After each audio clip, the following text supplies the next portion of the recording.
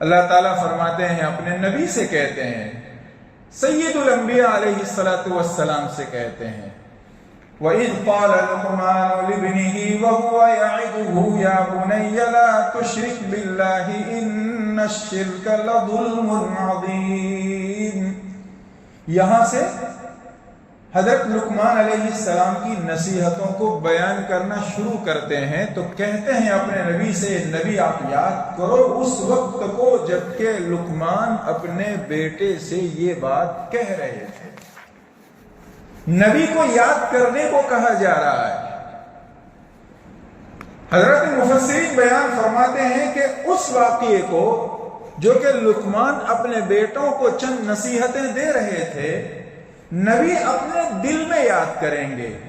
میں اور آپ جب اس تفسیر کو سنیں گے تو جب بھی ہمیں یہ یاد آئے ہم اپنے دل میں یاد کریں گے، تو وہ ہمارے دل میں یاد کرنے کی وجہ سے ہمارے اپنے لیے عبرت اور نصیحت ہوگی کہ ہمیں کس طرح کا پیرنٹس ہونا چاہیے۔ میں باپ ہوں تو مجھے کیسا باپ ہونا چاہیے، میں ماں ہوں تو مجھے کیسی ماں ہونا چاہیے، میں اپنے چھوٹے بھائیوں کا بڑا بھائی ہوں، بڑی بہن ہوں تو مجھے کیسا ہونا چاہیے، دادا دادی نانا نانی ہوں تو مجھے کیسا ہونا چاہیے۔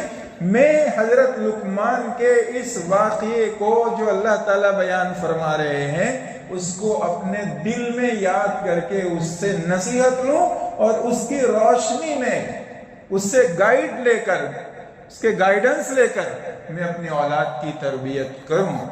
اور تربیت کہتے ہیں چھوٹے پودے کو پانی دے دے کر دھیرے دھیرے اس کو بڑا کرنے کو تربیت کرنا کہتے ہیں۔ تربیت وہ ایک دو روز کا کھیل نہیں ہوتا، بلکہ وہ سالوں پر پھیلا ہوا ایک نظام ہے۔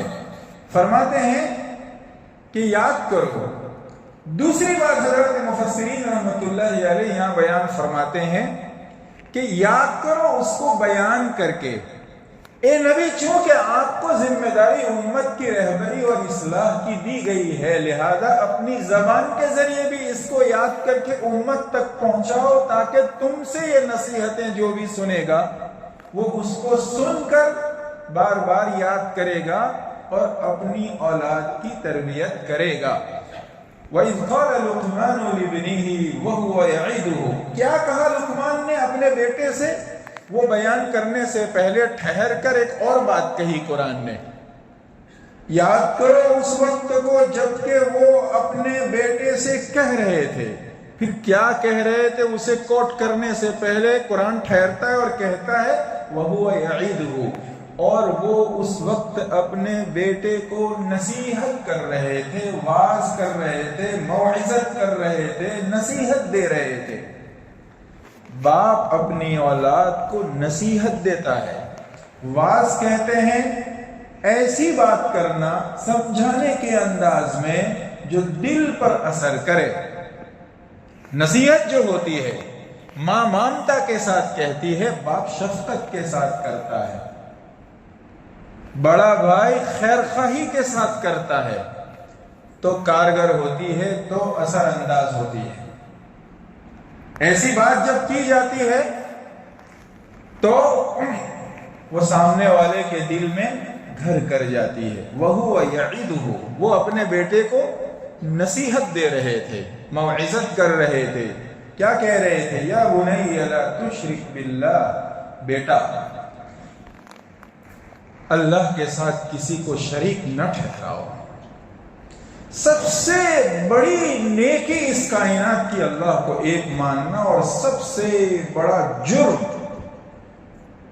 اور ایجوکیشن سے سب سے دور کی چیز وہ اللہ کا شرک ہے، اللہ کے ساتھ کسی کو شریک ٹھہرانا ہے۔ اس نصیحت کے لیے قرآن کہتا ہے یا بنیا، جتنی بھی نصیحتیں ہیں ان تمام میں نصیحت دینے سے پہلے یا بنیا یا بنیا یا بنیا ایسے ہے، اے بیٹا، اے میرے بابا، اے پیارے بیٹے، مائی ڈیئر سن، اس طرح قرآن کہتا ہے۔ ایک جگہ کہہ کر تمام نصیحتیں بیان کر دینا بھی کافی تھا، لیکن ہر نصیحت سے پہلے جب اسے ابھی پورے رکوع میں آئے گا قرآن کہتا ہے یا بنیا، یا بنیا، اے بیٹا، اے بیٹا۔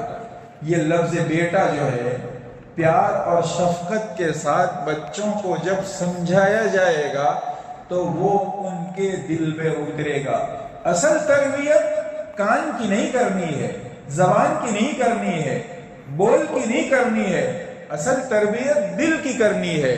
جب بات دل تک اترتی ہے تو دل تمام بدن کے اعضاء کا سردار ہے، سردار ٹھیک ہو جائے گا تو باقی سب اعضاء ٹھیک ہو جائیں گے۔ اذا صلحت صلح الجسد كله واذا فسدت فسد الجسد كله۔ جیسے ہم کہتے ہیں کہ گاؤں کا مکھیا ٹھیک ہو گیا تو سب ٹھیک ہو گئے، بڑا آدمی ٹھیک ہو گیا تو سب ٹھیک ہو گئے، گھر کا بڑا آدمی ٹھیک ہو گیا تو سب ٹھیک ہو گئے، ایسے ہمارے بدن میں دل ٹھیک ہو گیا تو سب ٹھیک ہو گئے۔